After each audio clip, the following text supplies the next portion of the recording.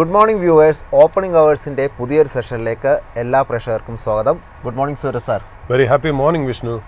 ഏതായാലും നമ്മുടെ ദീപാവലിയിലെ വ്യാപാരത്തിന് ശേഷം ഇന്നലെ വിപണി അവധിയായിരുന്നു. ഇന്നിപ്പോൾ വ്യാപാരം തുടങ്ങിയപ്പോൾ വളരെ പോസിറ്റീവായിട്ടുള്ളൊരു ട്രേഡിംഗ് ആണ് നമുക്ക് തുടക്ക സമയം കാണാൻ സാധിക്കുന്നത്. നിഫ്റ്റി 50 നോക്കുമ്പോൾ 0.78% നേട്ടം നമുക്ക് കാണാൻ സാധിക്കുന്നുണ്ട്. മാത്രമല്ല 26,000 എന്നൊരു നില ഇപ്പോൾ തിരികെ പിടിച്ചിട്ടുണ്ട്. 26,067 എന്നൊരു നിലയിലാണ് ഇപ്പോൾ ട്രേഡിംഗ് നടന്നുകൊണ്ടിരിക്കുന്നത്. ബാങ്ക് നിഫ്റ്റി നോക്കുമ്പോൾ 58,358 എന്നൊരു നിലയിൽ 0.61% നേട്ടമാണ് നമുക്ക് ഈ ഒരു തുടക്ക സമയം കാണാൻ സാധിക്കുന്നത്. ഏതായാലും വിപണിയിലോട്ട് വരുമ്പോൾ ഇന്ന് സെക്ടർ വൈസ് പെർഫോമൻസുകളൊക്കെ നോക്കുമ്പോൾ നമുക്ക് നേരിയ നേട്ടമൊക്കെ പല സെക്ടേഴ്സിലും കാണാൻ സാധിക്കുന്നുണ്ട്.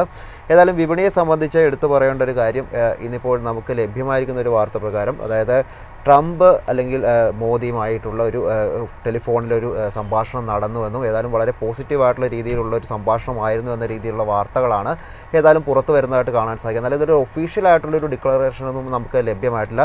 ഏതായാലും ഇന്ത്യയിൽ ഇപ്പോൾ വന്നിരിക്കുന്ന ആ ഒരു താരിഫ്, അതായത് 25% താരിഫ് കൂടാതെ പെനാൽറ്റി ആയിട്ട് വന്ന ആ ഒരു 25% താരിഫ്, ടോട്ടൽ 50% താരിഫിൽ മാറ്റമുണ്ടാകുമെന്നും അത് 15% കുറയ്ക്കാനുള്ള സാധ്യത ഉണ്ടാകുമെന്ന രീതിയിലുള്ള വാർത്തകളാണ് നമുക്ക് കാണാൻ സാധിക്കുന്നത്. ഏതായാലും മറ്റു കാര്യങ്ങളിലോട്ട് എടുത്തു പറയേണ്ടത്, ഇന്ത്യ റഷ്യയിൽ നിന്ന് ഇറക്കുമതി ചെയ്യുന്ന എണ്ണ പടിപടിയായി കുറയ്ക്കും എന്ന രീതിയിലുള്ളൊരു കാര്യമാണ് ഇപ്പോൾ ട്രംപിൻ്റെ ഭാഗത്ത് നിന്ന് പറഞ്ഞിരിക്കുന്നത്. മാത്രമല്ല അമേരിക്കയിൽ നിന്നുള്ള ജനിതക മാറ്റം വരുത്താത്ത സോയാബീൻ അല്ലെങ്കിൽ അത്തരത്തിലുള്ള കാര്യങ്ങൾ ഇറക്കുമതി കൂട്ടും, കൂടാതെ പാചകവാതക ഇറക്കുമതി കൂട്ടും എന്ന രീതിയിലുള്ള കാര്യങ്ങളൊക്കെ ഏതായാലും നമുക്കിപ്പോൾ വാർത്തകളായിട്ട് ലഭ്യമായിട്ടുണ്ട്. ഏതായാലും നമുക്ക് സൂരജ് സാറിലോട്ട് പോകാം. സാർ, എന്തായാലും നമ്മുടെ ഈ മുഹൂർത്ത വ്യാപാരത്തിന് ശേഷത്തെ ഒരു അവധിക്ക് ശേഷം ഇന്നിപ്പോൾ വിപണി ഓപ്പൺ ചെയ്തിരിക്കുകയാണ്. അതായത് വളരെ ഒരു പോസിറ്റീവായിട്ടുള്ള ഒരു ട്രേഡിംഗ് നമുക്ക് കാണാൻ സാധിക്കുന്നുണ്ട്. 26,000 എന്നൊരു നില നമുക്കിപ്പോൾ ഇന്ന് മാർക്കറ്റിൽ ഇപ്പോൾ തിരിച്ചു പിടിച്ചതായിട്ട് കണ്ടിട്ടുണ്ട്. എന്നാൽ നമ്മളൊരു ആഗോള മാർക്കറ്റിലോട്ട് വരുമ്പോൾ ഇപ്പോൾ താരിഫ് തന്നെയാണ് നിറഞ്ഞു നിൽക്കുന്ന ഒരു വാർത്തയായിട്ടുള്ളത്. ഏതായാലും ഈ ഒരു ട്രംപിൻ്റെ ഭാഗത്ത് നിന്ന് ഇപ്പോൾ ഇത്തരത്തിലുള്ളൊരു കമൻറ്റ് ഉണ്ടായിരിക്കുകയാണ്. ട്രംപിനെ നമുക്ക് ശരിക്കും വിശ്വസിക്കാമോ? അതാണ് ആദ്യത്തെ ഒരു ചോദ്യമായിട്ട് ചോദിക്കാനുള്ളത്. വിഷ്ണു, ഇതിപ്പോൾ നമ്മൾ പറയുന്നൊരു കാര്യം എന്ന് വെച്ചാൽ, നമ്മൾ ഈ മുഹൂർത്ത ട്രേഡിംഗ് നമുക്ക് മിനിങ്ങാന്നുണ്ടായിരുന്നു എന്നുള്ള നമുക്ക് ഒരുപാട് ഗസ്റ്റ് പാനലായിട്ട് പോയി. തീർച്ചയായിട്ടും ഒരുപാട് പാർട്ടിസിപ്പേഷൻ നമ്മുടെ വ്യൂവേഴ്സിൻ്റെ ഭാഗത്തുനിന്നും ഉണ്ടായിരുന്നു. എല്ലാവർക്കും അതിന് വേണ്ടിയിട്ട് ഹൃദയം നിറഞ്ഞ ഒരു വളരെ നന്ദി ഞാൻ എൻ്റെ പേഴ്സണൽ സൈഡിൽ നിന്നും മൈഫിൻ്റെ എൻറ്റയർ ടീമിൻ്റെ സൈഡിൽ നിന്നും എല്ലാവരോടും ഞാൻ രേഖപ്പെടുത്തുന്നു. അത് ഒന്നാമത്തെ കാര്യം. രണ്ടാമത്തെ കാര്യം, ഞാൻ എടുത്തു പറഞ്ഞു, മുഹൂർത്ത ട്രേഡിംഗ് എന്ന് പറഞ്ഞാൽ സാധാരണ നമ്മൾ ഉണ്ടാക്കി വെച്ചിരിക്കുന്ന ട്രെൻഡ്, അതായത് ഈ ജുവലറി ബിസിനസ്സിൽ ജുവലേഴ്സ് ഉണ്ടാക്കി വെച്ചിരിക്കുന്ന ഒരു ട്രെൻഡ് ഉണ്ട്. അതായത് നിങ്ങൾ അക്ഷയ തൃതീയ ദിവസം ഗോൾഡ് മേടിക്കുകയാണെങ്കിൽ അത് വളരെ നന്നായിരിക്കും എന്ന്, നന്നായിക്കോട്ടെ, അത് ഉയർന്നോട്ടെ, അല്ലെങ്കിൽ അത് ഓസ്പീഷ്യസ് ആയിക്കോട്ടെ, അതിലൊക്കെ വളരെ നല്ല കാര്യം. ബട്ട് ഈവൻ ദെൻ റിയാലിറ്റി എന്ന് പറയുന്നത്, അല്ലെങ്കിൽ റാഷണാലിറ്റി എന്ന് പറയുന്നത് എപ്പോഴും ഇമ്പോർട്ടൻ്റ് ആയിട്ടുള്ള ഒരു കാര്യം തന്നെയാണ് എന്ത് കാര്യത്തിലും. നമ്മൾ വളരെ ക്ലിയർ ആയിട്ട് പറഞ്ഞു, മുഹൂർത്ത ട്രേഡിംഗ് ദിവസം, അതായത് മിനിങ്ങാന്ന് ആ ഉച്ചയ്ക്കത്തെ ട്രേഡിംഗ് ദിവസം, ശരിക്കും പറഞ്ഞാൽ പലരും ഇതിനകത്ത് ധരിച്ചു വെച്ചിരിക്കുന്നത് അന്ന് എന്തെങ്കിലും ഒരെണ്ണം മേടിച്ചു കഴിഞ്ഞാൽ അത് തീർച്ചയായിട്ടും അത് വലിയ രീതിയിൽ ഒരു വെൽത്ത് ക്രിയേറ്റ് ചെയ്യുന്നു. അതും അങ്ങനെ തന്നെ ഇരിക്കട്ടെ, ആ ഓപ്റ്റിമിസം നല്ല കാര്യം തന്നെയാണ്. പക്ഷേ ഞാൻ അന്ന് വളരെ ക്ലിയർ ആയിട്ടൊരു കാര്യം പറഞ്ഞു, ഈ മുഹൂർത്ത ട്രേഡിങ്ങിൻ്റെ പ്രത്യേകത എന്നറിയോ, നമ്മൾ ലാസ്റ്റ് ഒരു കൊല്ലം, അതായത് കഴിഞ്ഞ മുഹൂർത്ത ട്രേഡിംഗ് മുതൽ ഇന്നേ വരയ്ക്കുള്ള മുഹൂർത്ത ട്രേഡിംഗ്, ഇപ്പോൾ കഴിഞ്ഞ മുഹൂർത്ത ട്രേഡിംഗ് വരെ നമ്മൾ കഴിഞ്ഞ കൊല്ലം എന്തൊക്കെ മിസ്റ്റേക്സ് ചെയ്തോ അത് കറക്റ്റ് ചെയ്യാനുള്ള സമയമാണ് ഈ പുതിയ മുഹൂർത്ത ട്രേഡിംഗ് എന്ന് ഞാൻ ഉദ്ദേശിച്ചത്. കാര്യം വെച്ചാൽ നമ്മൾ ഈ ജീവിതത്തിൽ നമ്മളിപ്പോൾ സ്റ്റോക്ക് മാർക്കറ്റിൽ നമ്മൾ നോക്കുകയാണെങ്കിൽ ഒരു ബുക്ക് എടുത്തിട്ട് ഇടതുവശത്തും കംപ്ലീറ്റ് നമ്മൾ ചെയ്ത ശരികളും വലതുവശം കംപ്ലീറ്റ് നമ്മൾ ചെയ്ത തെറ്റുകളും രണ്ടായിട്ട് എഴുതി വയ്ക്കുക. നമ്മൾ എന്നിട്ട് ഈ തെറ്റുകൾ അടച്ചു പിടിച്ചിട്ട് ശരി മാത്രം നോക്കുകയാണെങ്കിൽ നമ്മുടെ പൈസ എവിടെ എത്തിയനെന്നാണ് വിചാരം. നമുക്ക് പൈസ ഡിസ്ട്രോയ് ചെയ്തത് കംപ്ലീറ്റ് നമ്മൾ ചെയ്ത തെറ്റുകളാണ്. അപ്പോൾ ഒരു മനുഷ്യൻ എന്ന രീതിയിൽ നമുക്ക് തെറ്റുകൾ ചെയ്യാതിരിക്കാൻ പറ്റില്ല, ബട്ട് തെറ്റുകൾ നമുക്ക് കുറയ്ക്കാൻ പറ്റും. അപ്പോൾ അത് ശരിക്കും പറഞ്ഞാൽ ആ ഒരു ഇരുട്ടിൽ വെളിച്ചം വീഴുന്ന പോലെയാണ് ഒരു മുഹൂർത്ത ട്രേഡിംഗ് എന്ന് നമ്മൾ പറയുമ്പോൾ, നമ്മുടെ പാസ്റ്റ് മിസ്റ്റേക്സ് എന്താണെന്ന് മനസ്സിലാക്കി മാർക്കറ്റിൽ സൂക്ഷിച്ച് മുന്നോട്ട് പോവുക. പഴയ മിസ്റ്റേക്സ് നമ്മൾ വീണ്ടും റിപ്പീറ്റ് ചെയ്യാതിരിക്കുക എന്നുള്ളതാണ് ഈ ദിവാലിയുടെ അല്ലെങ്കിൽ മുഹൂർത്ത ട്രേഡിങ്ങിൻ്റെ റെലവൻസ് ആയിട്ട് എൻ്റെ 30 കൊല്ലത്തെ എക്സ്പീരിയൻസിൽ ഞാൻ മനസ്സിലാക്കിയത്. അതായത് it should reflect our self. നമ്മൾ എന്തൊക്കെയാണ് ചെയ്തത്, എവിടെയൊക്കെയാണ് നമുക്ക് മാർക്കറ്റിൽ തെറ്റുപറ്റിപ്പോയത്, അത് ഈ കൊല്ലം നമ്മൾ റിപ്പീറ്റ് ചെയ്യാൻ പാടില്ല. അതായിരിക്കണം മുഹൂർത്ത ട്രേഡിങ്ങിൻ്റെ റെലവൻസ്. ആ ഒരു ബാക്ക്ഗ്രൗണ്ടിൽ നിന്ന് ഞാൻ പറയുന്നു, ഇപ്പോൾ ഒരു ന്യൂസ് വന്നിരിക്കുന്നു, ഏതാണ്ട് ഇന്ത്യയുടെ ടാരിഫ് 50% നിന്നും 15% കുറഞ്ഞേക്കാം. ട്രംപ് ഒരു ഒരു ദിവാലി ടെലിഫോണിക് ഫോൺ കോള് നമ്മുടെ പ്രൈം മിനിസ്റ്റർ മോഡിയായിട്ട് സംസാരിച്ചു. സോഴ്സസ് പല രീതിയിൽ അൺകൺഫേംഡ് റിപ്പോർട്ട്സ് പറയുന്നത് ഇന്ത്യയുടെ ടാരിഫ് കുറച്ചേക്കാം. ഒരു കണക്കിന് നമ്മൾ വലിയ അഭിമാനം കൊള്ളുന്നു. 2-3 കാര്യങ്ങൾ മൈഫിൻ്റെ റിസർച്ച് ഡെസ്ക് വളരെ ഹോണസ്റ്റായിട്ട് പറഞ്ഞു. ട്രംപിൻ്റെ ടാരിഫ് വന്ന ദിവസം തന്നെ നമ്മൾ പറഞ്ഞു, US റിസഷനിലേക്ക് പോവില്ല. 2, US-ൽ ഇൻട്രസ്റ്റ് റേറ്റ് കട്ട് ചെയ്യും. 2 പ്രാവശ്യം കട്ട് ചെയ്തെന്ന് നമ്മൾ പറഞ്ഞു. ഒരു പ്രാവശ്യം കട്ട് ചെയ്തു, ഇനി ഈ പ്രാവശ്യം കൂടെ കട്ട് ചെയ്യുമോ നോക്കാം. നമ്മൾ വീണ്ടും പറഞ്ഞു മൂന്നാമത്, ഇന്ത്യയും US-ഉം തമ്മിലുള്ള ട്രേഡ് ടാരിഫ് തീരും. അതായത് തീർച്ചയായിട്ടും ഇതിലൊരു ലോജിക്കൽ കൺക്ലൂഷൻ എത്തും. അതും എല്ലാവർക്കും അറിയാം. നമ്മൾ കഴിഞ്ഞ ആഴ്ച we stuck our neck out and said 30 ദിവസത്തിനുള്ളിൽ ഒരു ഗുഡ് ന്യൂസ് കേൾക്കാനുള്ള ചാൻസ് ഉണ്ട്. നമ്മൾ തെറ്റിക്കോട്ടെങ്കിലും നമ്മളത് പറഞ്ഞു എന്ന് മാത്രം. അതേപോലെ തന്നെ ഒരു അൺകൺഫേംഡ് റിപ്പോർട്ട്സ് വരുന്നത് ഈ നമ്മൾ തമ്മിലുള്ള ടാരിഫ്, US-ഉം ഇന്ത്യയും തമ്മിലുള്ള ടാരിഫ് 15% കുറച്ചേക്കാം. അത് വെച്ച് നോക്കുമ്പോൾ നമ്മൾ ശരിക്കും അഭിമാനം കൊള്ളേണ്ട ഒരു നിമിഷമാണ്. അഭിമാനം കൊള്ളുന്നുമുണ്ട്, ഇല്ല എന്ന് പറയുന്നില്ല. ബട്ട് ഈവൻ ദെൻ റിയാലിറ്റി എന്ന് പറയുന്നത് എന്നും നമ്മൾ സൂക്ഷിച്ച് വയ്ക്കണം. നമ്മൾ ഈ ഒരു 2 ആഴ്ചയായിട്ട് മാർക്കറ്റ് നല്ല രീതിയിൽ റിക്കവർ ചെയ്തു അല്ലേ? ഈ റിക്കവർ ചെയ്തതിൻ്റെ റീസൺ എന്തായിരുന്നു? ഈ ഇന്ത്യയും US-ഉം തമ്മിലുള്ള ടാരിഫ് ഒരു ലോജിക്കൽ കൺക്ലൂഷനിലേക്ക് എത്തും എന്ന് പറഞ്ഞാണ് നമ്മൾ സംസാരിച്ചത്. അതിപ്പോൾ ഒരു കാര്യം, ഒരു എന്താ പറയുക, ഒരു അൺകൺഫേംഡ് റിപ്പോർട്ട്സ് ആയിട്ട് പുറത്തു വരുമ്പോൾ എൻ്റെ അഭിപ്രായത്തിൽ വ്യക്തിപരമായിട്ട് ഇതാരും എന്നെ മുഖവരയ്ക്ക് എടുക്കുക വേണ്ട. ഞാൻ തെറ്റായിക്കോട്ടെ. This is the time to be very cautious in market. Very cautious എന്ന് വെച്ചാൽ കോഷ്യസ് ഓപ്റ്റിമിസം. അതായത് ബെയറിഷ് ആണെന്നോ ക്യാഷ് പോകണമെന്നുള്ള ഉദ്ദേശത്തിലല്ല, നിങ്ങളൊന്ന് ഈ ഒരു ന്യൂസിനെ പിഞ്ച് ഓഫ് സോൾട്ടോട് കൂടി എടുക്കണം എന്നാണ് എൻ്റെ അഭിപ്രായം. കാര്യം വെച്ചാൽ ഒന്നാമത് ഇത് അൺകൺഫേംഡ് റിപ്പോർട്ട്സ് ആണ്. ഇത് നടക്കും, അത് യാതൊരു സംശയമില്ല. അത് അടുത്ത ആഴ്ച അല്ലെങ്കിൽ ഒരു മാസത്തിനുള്ളിൽ, അല്ലെങ്കിൽ ഞാൻ പറയുന്നതിന് അപ്പുറത്തേക്ക് ചിലപ്പോൾ ഒരു മാസത്തിന് അപ്പുറമായിരിക്കും നടക്കണം. അത് നടന്നോട്ടെ. പക്ഷേ ഇന്ത്യൻ മാർക്കറ്റിൽ നല്ല രീതിയിലുള്ള ഒരു പുൾ ബാക്ക് റാലി സംഭവിച്ചു കഴിഞ്ഞിരിക്കുന്നു എന്നാണ് എൻ്റെ അഭിപ്രായം. ഇന്നത്തെ ഗ്യാപ്പ് അപ്പ് ഓപ്പണിങ്ങോടുകൂടി ഇന്ത്യൻ മാർക്കറ്റിൻ്റെ valuation in relation to the earnings, ഇപ്പോൾ Q2-ലെ ഏർണിങ്സ് വന്നല്ലോ. ഈ Q2-ലെ ഏർണിങ്സ് എന്ന് പറഞ്ഞാൽ ഓക്കെ ഏർണിങ്സ് എന്നല്ലാതെ ഒരു ബമ്പർ ഏർണിങ്സ് ഒന്നും ആയിരുന്നില്ല എന്നല്ല. അതിനനുസരിച്ച് ഒരു റീറേറ്റിംഗ് ഇന്ത്യൻ മാർക്കറ്റിൽ സംഭവിച്ചിട്ടുണ്ട് എന്ന് വിശ്വസിക്കുന്ന വ്യക്തിയാണ് ഞാൻ എന്ന് പറയുന്നത്. അപ്പം എനിക്ക് തോന്നിയിട്ട് ഈ പറയുന്ന പോലെ നമ്മൾ ഒരുപാട് ഇതിനെ ഓവർ പ്ലേ ചെയ്യുന്നുണ്ടോ എന്ന് സംശയമുണ്ട്. ഇപ്പോൾ ഇന്ന് മാർക്കറ്റിൽ നോക്കുകയാണെങ്കിൽ തീർച്ചയായിട്ടും ഞാൻ എഴുതി വെച്ച, നേരത്തെ രാവിലെ 7-7:30 എഴുതി വെച്ചാണ്. അതായത് ഇന്ത്യൻ മാർക്കറ്റിൽ ഗ്യാപ്പ് അപ്പ് ഓപ്പണിംഗ് ആയിരിക്കും. കാര്യം ഗിഫ്റ്റ് നിഫ്റ്റി എന്നെ ഇൻഡിക്കേറ്റ് ചെയ്തത് അങ്ങനത്തെ ഒരു കാര്യമാണ്. രണ്ടാമത്തെ കാര്യം, ഈ export oriented themes, especially textiles, Gokuldas Exports, Welspun Living, Vardhman, Pearl Global, ഇതൊക്കെ മിക്കവാറും അപ്പായിരിക്കും എന്ന് നമ്മൾ എഴുതി വെച്ചിട്ടുണ്ട്. ടെക്സ് ഓൾറെഡി നോക്കുമ്പോൾ 10% അപ്പാണ്. അതല്ലാണ്ട് പിന്നെ നമ്മൾ നോക്കുമ്പോൾ ഈ ഷ്രിംപ് എക്സ്പോർട്ടിംഗ് കമ്പനി അല്ലെങ്കിൽ അക്വാകൾച്ചർ കമ്പനീസ് ആയ അവന്തി ഫീഡ്സ് അല്ലെങ്കിൽ ആപ്പെക്സ് ഫ്രോസൺ ഫുഡ്സ്, ഈ വക കമ്പനികളൊക്കെ അപ്പായിരിക്കും എന്നുള്ള കാര്യത്തിൽ യാതൊരു സംശയമില്ല. ബട്ട് ഈവൻ ദെൻ ഇത് സസ്റ്റെയിൻ ചെയ്യുമോ എന്ന് ചോദിച്ചാൽ എനിക്കൊരു ചെറിയൊരു ഡൗട്ട് ഉണ്ട്. ചിലപ്പോൾ സസ്റ്റെയിൻ ചെയ്യണമെങ്കിൽ വളരെ നല്ല കാര്യം. അതുകൊണ്ടാണല്ലോ നമ്മൾ ആരോടും ക്യാഷിലേക്ക് പോകണ്ടെന്ന് പറയുന്നത്. കാര്യം മാർക്കറ്റിൽ എപ്പോഴും ഒരു കൺഫ്യൂഷനുണ്ട്. പെർഫെക്റ്റ് ആയിട്ട് നമുക്കൊന്നും പറയാൻ നോക്കില്ല. പെർഫെക്റ്റ് ആയിട്ട് പറയുന്ന ഏതെങ്കിലും ഒരു വ്യക്തി മാർക്കറ്റിൽ ഉണ്ടായിരുന്നെങ്കിൽ അയാൾ എത്രയോ വലിയ ബില്യണയർ ആവേണ്ട സമയം കഴിഞ്ഞു. അപ്പോൾ അതൊന്നുമില്ല, ഇതിനകത്ത് ഫോർകാസ്റ്റിംഗ് ഇല്ല. ഞാനും തെറ്റും, നിങ്ങളും തെറ്റും, എല്ലാവരും തെറ്റും. അപ്പോൾ നമ്മളെന്താ കുറച്ച് കോഷ്യസ് ആയിട്ട് മാർക്കറ്റിനെ കൊണ്ടുപോകാമെന്നല്ല. അപ്പോൾ ഇന്നത്തെ ഏതാണ്ട് നല്ല രീതിയിലുള്ള ഗ്യാപ്പ് അപ്പ് ഓപ്പണിംഗ് ഒന്ന് സൂക്ഷിച്ച് വേണം കാണാൻ. അത് സസ്റ്റെയിൻ ചെയ്യണമെങ്കിൽ സസ്റ്റെയിൻ ചെയ്തോട്ടെ, നല്ല കാര്യം എന്നുള്ളതിൽ യാതൊരു സംശയമില്ല. ഇപ്പോൾ ഞാൻ തന്നെ നോക്കുമ്പോൾ വെറുതെ ആയിട്ട് ഇന്ന് എനിക്ക് തോന്നുന്നു NDTV പ്രോഫിറ്റിലാണെന്ന് തോന്നുന്നു. ഞാൻ രാവിലെ ബ്രേക്ക്ഫാസ്റ്റ് കഴിച്ചുകൊണ്ട് കോൺഫ്ലെക്സ് കഴിച്ചുകൊണ്ടിരിക്കാൻ ഞാൻ ജസ്റ്റ് ശ്രദ്ധിച്ചൊരു കാര്യം, അതായത് കഴിഞ്ഞ സംവദനം അല്ലെങ്കിൽ ഇപ്പോൾ ഈ സംവദൻ്റെ കാര്യം മാറ്റൂ, ഞാൻ അതിനെക്കുറിച്ചേ പറയുന്നില്ല. കഴിഞ്ഞ മാസവും ഈ മാസം തന്നെ എടുക്കാം. ഈ കഴിഞ്ഞ മാസം ചില കമ്പനിയുടെ വാല്യുവേഷൻസ് ഒരു പ്രൈസ് ഏർണിംഗ് മൾട്ടിപ്പിളിൻ്റെ ഒരു എന്താ പറയുക ഒരു കണ്ണാടിയിൽ കൂടെ നോക്കുകയാണെങ്കിൽ ഇപ്പോൾ സിയറ്റ് 25.8 ടൈംസ് PE-യിലാണ് ട്രേഡ് ചെയ്തിരുന്നത് കഴിഞ്ഞ മാസം. ഇതിപ്പോൾ നോക്കുകയാണെങ്കിൽ 33 ടൈംസ് ആയി. 33 ടൈംസിലാണ് ട്രേഡ് ചെയ്യുന്നത്. അതായത് ഒരു 7 PE ഇൻക്രീസ് ചെയ്തിരിക്കുന്നു ലാസ്റ്റ് 1 മന്തിൽ എന്നുള്ളതാണ്. വോൾട്ടാസ് 68 ടൈംസ് PE-യിലായിരുന്നു ട്രേഡ് ചെയ്തിരുന്നത് കഴിഞ്ഞ മാസം. ഇപ്പോൾ നോക്കാൻ നേരത്തെ ഏതാണ്ട് 74 ഇപ്പോൾ AU സ്മോൾ ഫിനാൻസ് ബാങ്ക്, സാധാരണ ഈ NBFC-കളെയും ബാങ്കുകളെയും നമ്മൾ ഒരിക്കലും പ്രൈസ് ഏർണിംഗ് മൾട്ടിപ്പിൾസിൽ നമ്മൾ വാല്യൂ ചെയ്യാറില്ല.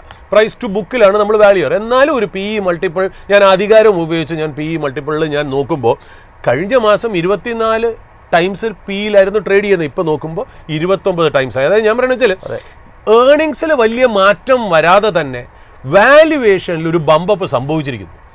അത് നല്ല രീതിയിൽ ഇന്ത്യൻ മാർക്കറ്റിൽ പ്ലേ ഔട്ട് ചെയ്തു.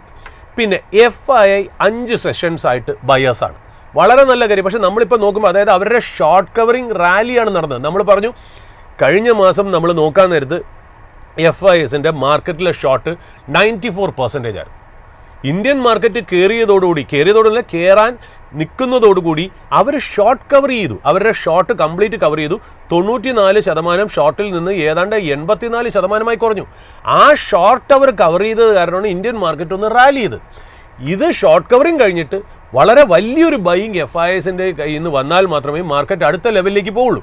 നമ്മളിപ്പോൾ നോക്കുകയാണെങ്കിൽ 5 സെഷൻസ് ആയിട്ട് FIS ബയറാണ്. പക്ഷേ എത്രയാണ്? 2000 കോടിയുടെ ബൈയിങ്ങേ നടന്നിട്ടുള്ളൂ. ഇതൊന്നും മാർക്കറ്റിനെ ലിഫ്റ്റ് ചെയ്യുന്ന രീതിയിലേക്ക് ആവുന്ന ഒരു സൈസബിൾ ആയിട്ടുള്ള ഒരു ബൈയിങ് ആയിട്ട് എനിക്ക് വ്യക്തിപരമായിട്ട് തോന്നുന്നില്ല. ഞാൻ ചിലപ്പോൾ തെറ്റിയേക്കാം. അപ്പം ഞാൻ എല്ലാ ഇൻവെസ്റ്റേഴ്സിനോടും പറയുന്നത് വളരെ നല്ല കാര്യം, India-US ട്രേഡ് ഡീല് നടക്കുമെന്ന് തന്നെയാണ് നമ്മൾ വിശ്വസിക്കുന്നത്. ഞാനത് കഴിഞ്ഞ ആഴ്ച തന്നെ പറഞ്ഞു, 1 മാസത്തിനുള്ളിൽ നടക്കാനുള്ള സാധ്യതയുണ്ടെന്ന് പറഞ്ഞു. അതിലൊക്കെ സന്തോഷം കൊള്ളുന്നതോടുകൂടി തന്നെ അൾട്ടിമേറ്റ്ലി നമ്മൾ മാർക്കറ്റിലേക്ക് വരുന്നത് ഒരു പ്രോഫിറ്റിനാണ്.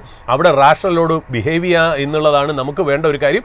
നമുക്കിപ്പോൾ ഈ റാലി നല്ല ഭേദപ്പെട്ട രീതിയിൽ നമുക്ക് റിട്ടേൺ തന്നിട്ടുണ്ട് എന്നുണ്ടെങ്കിൽ നമ്മളൊന്ന് കോഷ്യസ് ആയിട്ടൊന്ന് മാർക്കറ്റിനെ ട്രെഡ് ചെയ്യുക എന്ന് മാത്രമേ. അപ്പോൾ പറഞ്ഞു വരുന്നത്, അതായത് ഇപ്പോൾ ന്യൂസ് ബേസ്ഡായിട്ട് അധികം പോകാതെ കമ്പനികളുടെ വാല്യുവേഷനെ ബേസ് ചെയ്തുകൊണ്ടുള്ള ഒരു ഇൻവെസ്റ്റ്മെന്റ് സ്ട്രാറ്റജി ആയിരിക്കണം വേണ്ടതെന്നാണോ പറഞ്ഞു വരുന്നത്? അത് വിഷ്ണു, അങ്ങനെ ഒരു ആറ്റിറ്റ്യൂഡ് ഇന്നെന്ന് മാത്രമല്ല, എപ്പോഴും നമ്മൾ അങ്ങനെ തന്നെ വേണം. അതായത് ന്യൂസ് ബേസ്ഡ് ആയിട്ടല്ല നമ്മൾ പോകേണ്ടത്, വാല്യുവേഷൻ ബേസ്ഡ്. ഞാൻ ഒരു കാര്യമേ പറഞ്ഞുള്ളൂ, അതായത് ഇന്നിപ്പോൾ എല്ലാവരും സെലിബ്രേറ്റ് ചെയ്യണത് ട്രംപും മോഡിയും തമ്മിലുള്ള ചർച്ച എവിടെയൊക്കെയോ ബാക്ക്ഗ്രൗണ്ടിൽ നടന്നിരിക്കുന്നു. ഏതാണ്ട് റഷ്യൻ ഓയിൽ നമ്മൾ കുറയ്ക്കാം എന്ന് നമ്മൾ ട്രംപിനോട് പറഞ്ഞു. അത് കാരണം ടാരിഫ്, പ്രത്യേകിച്ച് ആ ദീപാവലിക്ക് ഒരു ഫോൺ കോൾ ഡിപ്ലോമസി നടന്നല്ലോ, അതും കൂടെ ചേർത്ത് വെച്ച് നമ്മുടെ ടാരിഫ് 50% നിന്ന് കുറച്ച് 15% വന്നേക്കാം എന്ന് അൺകൺഫേംഡ് റിപ്പോർട്ട്സാണ് പറഞ്ഞത്.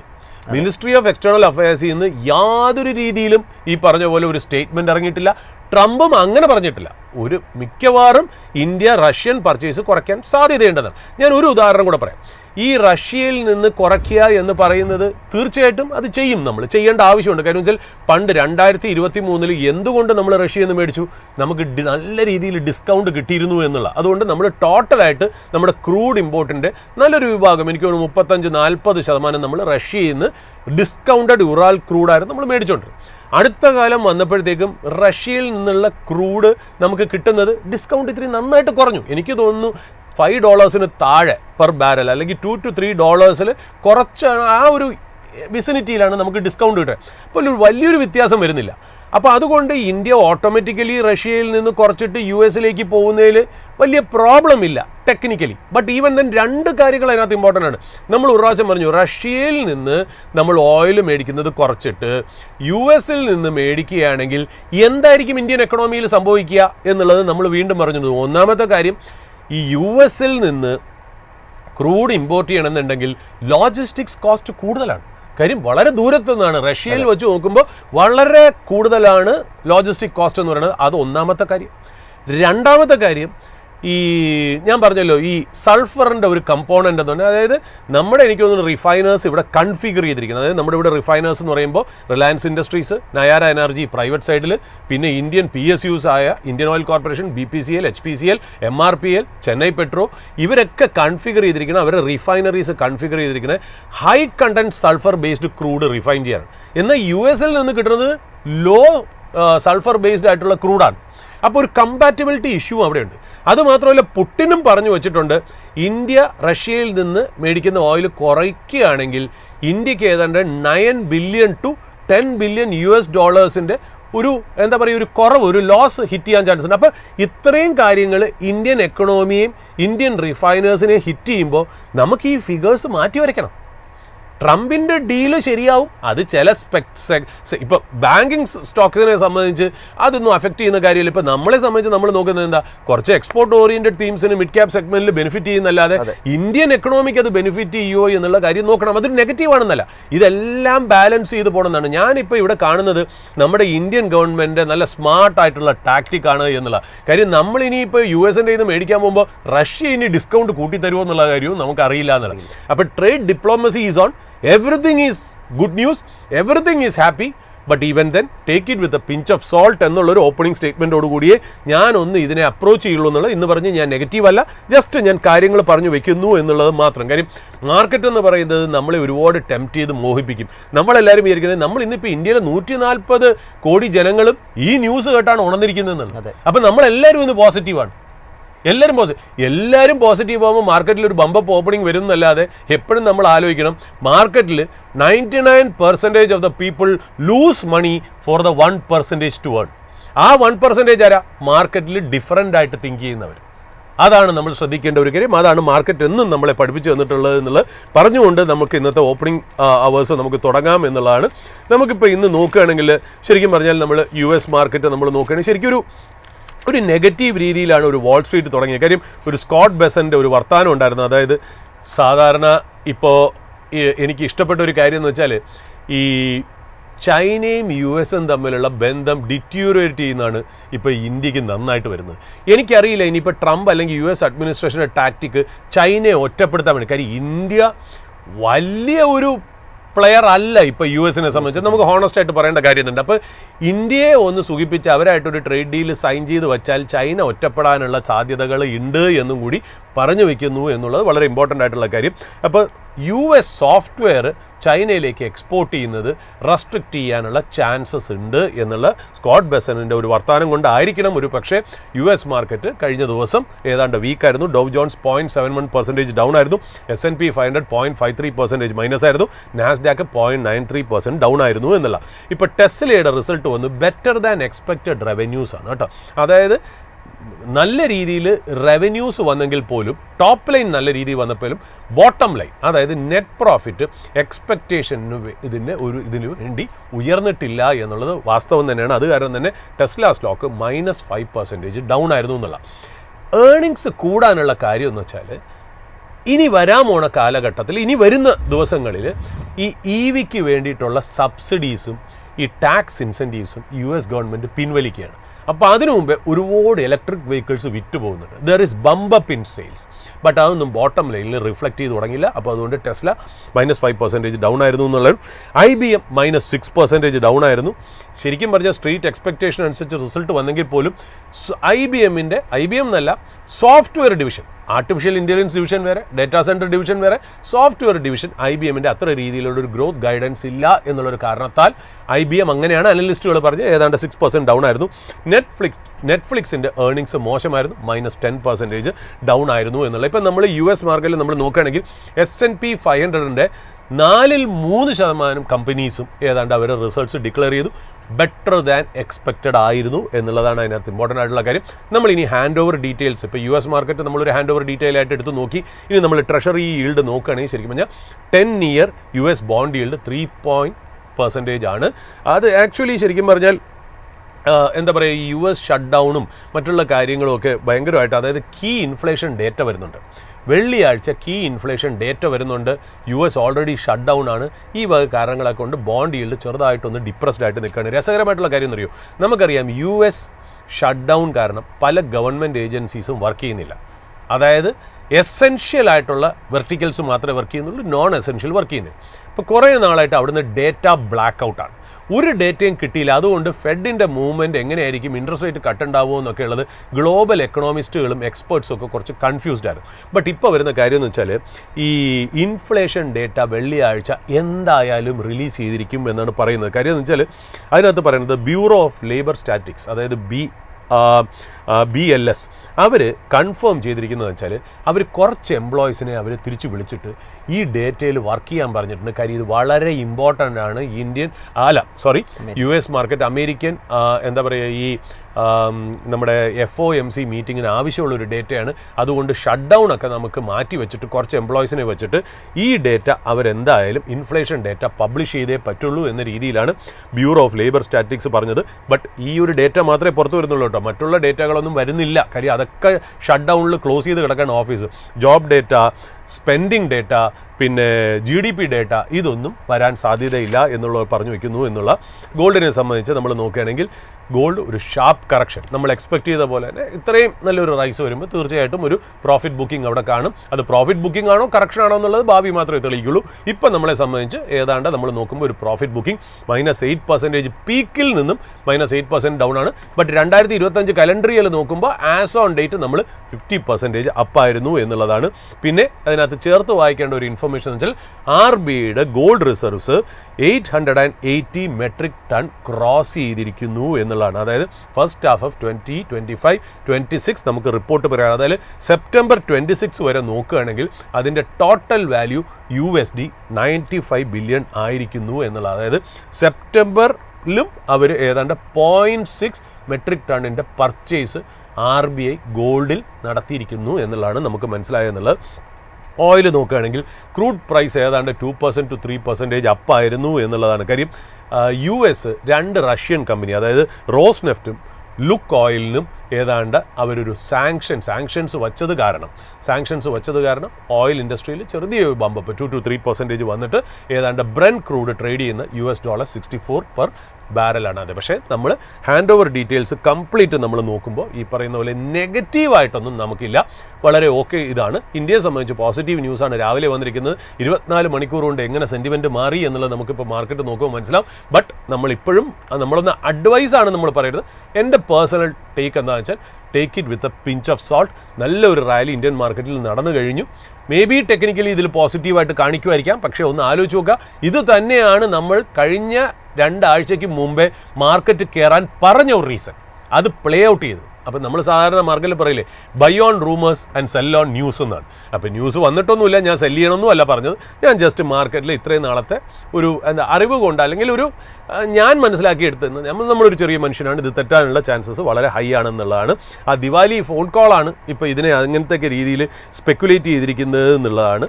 ഒരു രീതിയിൽ മിനിസ്ട്രി ഓഫ് എക്സ്റ്റേണൽ അഫയേഴ്സിൽ നിന്ന് ഇതിലൊരു ക്ലാരിഫിക്കേഷൻ വന്നിട്ടില്ല എന്നുള്ളത് നമ്മളൊന്ന് മനസ്സിലാക്കണം എന്നുള്ളതാണ്. പിന്നെ ഇതിനകത്ത് പിന്നെ ഞാൻ പറഞ്ഞല്ലോ, ഇതിൽ ഒറ്റ കാര്യമുള്ളൂ, നടക്കുകയാണെങ്കിൽ വളരെ നല്ലത്. Is it good? Of course it is good. അത് വലിയ രീതിയിൽ സെൻറ്റിമെൻറ്റ് ചേഞ്ച് വരും, നല്ല രീതിയിൽ സെൻറ്റിമെൻറ്റ് ചേഞ്ച് വരും. ബട്ട് അതിൻ്റേതായ എക്കണോമിക് ഇമ്പാക്റ്റും കൂടെ ഇതിനകത്ത് ഉണ്ടാവും എന്നുള്ളത് നമുക്കൊന്ന് മനസ്സിലാക്കണമെന്നേ ഉള്ളൂ.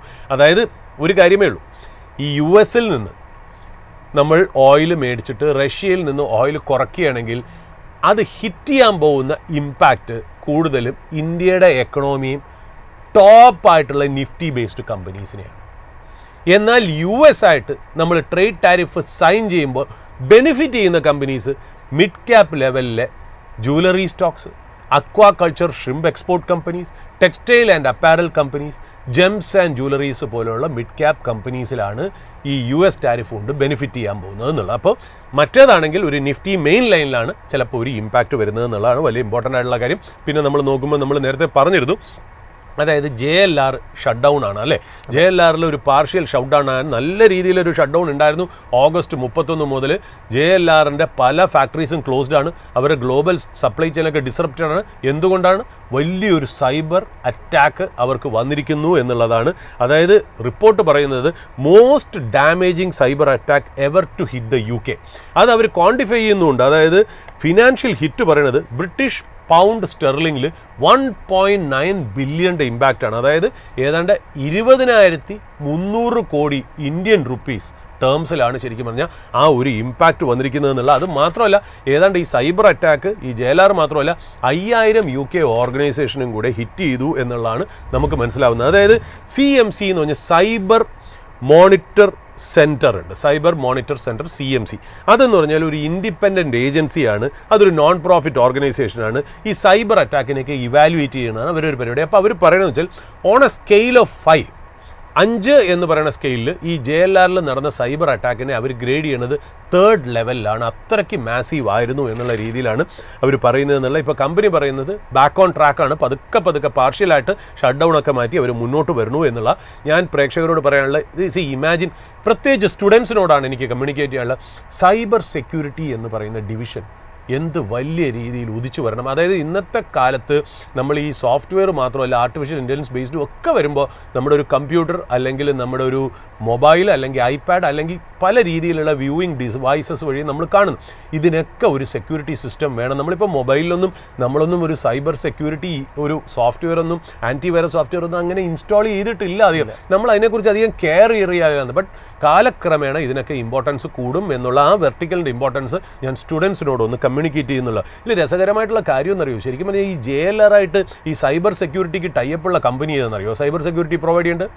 അവരുടെ തന്നെ കമ്പനിയായിട്ട് അവരുടെ ഗ്രൂപ്പ് കമ്പനിയായ TCS ആണ്, ടാറ്റ കൺസൾട്ടൻസി സർവീസ്. എനിക്ക് തോന്നുന്നു JLR ആയിട്ട് അവർക്ക് എഗ്രിമെൻറ്റ് $1 ബില്യൺ എഗ്രിമെൻ്റ് ഉണ്ട്, 5 കൊല്ലം സ്പാൻ ചെയ്യുന്നത്. അപ്പോൾ അതിനകത്ത് ഞാൻ നോക്കുമ്പോൾ application development and maintenance, enterprise infrastructure management, cloud migration, cyber security, data services, ഇതെല്ലാമാണ് TCSൻ്റെ സ്കോപ്പ് ഓഫ് വർക്കിൽ വരുന്നത്. അപ്പോൾ അവരുടെ സ്കോപ്പ് ഓഫ് വർക്കിൽ വന്നത് തന്നെയാണ് ഈ സൈബർ അറ്റാക്ക് എന്ന് പറഞ്ഞാൽ. അപ്പോൾ TCS പോലെ ഇന്ത്യയിലെ ലാർജസ്റ്റ് സോഫ്റ്റ്വെയർ കമ്പനിക്ക് പോലും ഈ സൈബർ അറ്റാക്കിനെ റെസ്ട്രിക്റ്റ് ചെയ്യാൻ 100% ആയിട്ടുള്ളൊരു ഫുൾ പ്രൂഫ് മെക്കാനിസം കൊണ്ടുവരാൻ പറ്റിയില്ല എന്നുള്ളത് ഇമ്പോർട്ടൻ്റ് ആയിട്ടുള്ള ഒരു കാര്യം തന്നെയാണ്.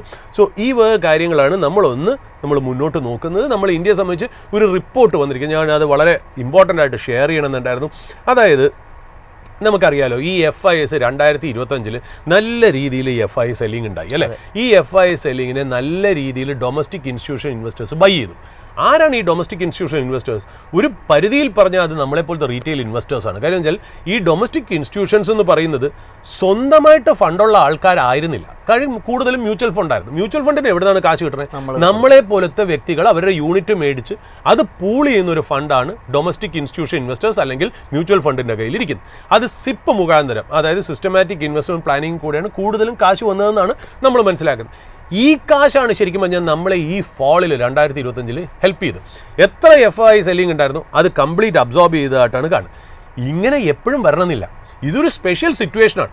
ഇന്ത്യൻ മാർക്കറ്റിൽ ഇത്രയും മാത്രം സാധാരണ ജനങ്ങൾ, എനിക്ക് തോന്നുന്നു കോവിഡിന് മുമ്പേ 4 കോടി DP അക്കൗണ്ട് ഉണ്ടായിരുന്ന സ്ഥലത്ത് ഇന്ന് ഡ്യൂപ്ലിക്കേഷനൊക്കെ ഉണ്ടാവും, എന്നാൽ 20 കോടി DP അക്കൗണ്ട് ഉണ്ടെന്ന് പറയുന്നു.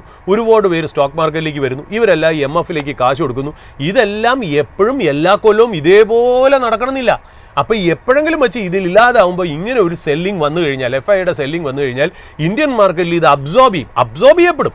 അബ്സോർബ് ചെയ്യുന്നുള്ള കാര്യത്തിന് യാതൊരു സംശയമില്ല. ഒരാൾ വിൽക്കാനുണ്ടെങ്കിൽ ഒരാൾ വാങ്ങിക്കാനുണ്ടാവും. പക്ഷേ അതൊരു മാർക്കറ്റ് പ്രൊട്ടക്ഷൻ മെക്കാനിസം ആയിട്ട് നിന്ന്, അതായത് നമ്മൾ താഴെ ഇട്ട് മേടിക്കുന്നതും പ്രൊട്ടക്ട് ചെയ്തിട്ട് മേടിക്കുന്നതും തമ്മിൽ നല്ല വ്യത്യാസം ഉണ്ടെന്നുള്ളത്. അപ്പോൾ അത് അങ്ങനെ ആര് മേടിക്കും എന്നുള്ള കാര്യത്തിനെക്കുറിച്ച് ഭയങ്കര രീതിയിലുള്ള ചർച്ചകളൊക്കെ നടന്നുകൊണ്ടിരിക്കുന്ന സമയത്താണ് നമ്മൾ സാധാരണ LIC എന്ന് പറയുന്നത്, അതായത് ഇന്ത്യൻ മാർക്കറ്റിൻ്റെ ഏറ്റവും വലിയ പ്രശ്നമായിട്ട് ഞാൻ എപ്പോഴും പറയാറുണ്ട്. അതായത് ഇന്ത്യൻ മാർക്കറ്റിൽ ഒരു വലിയൊരു ബയറില്ല.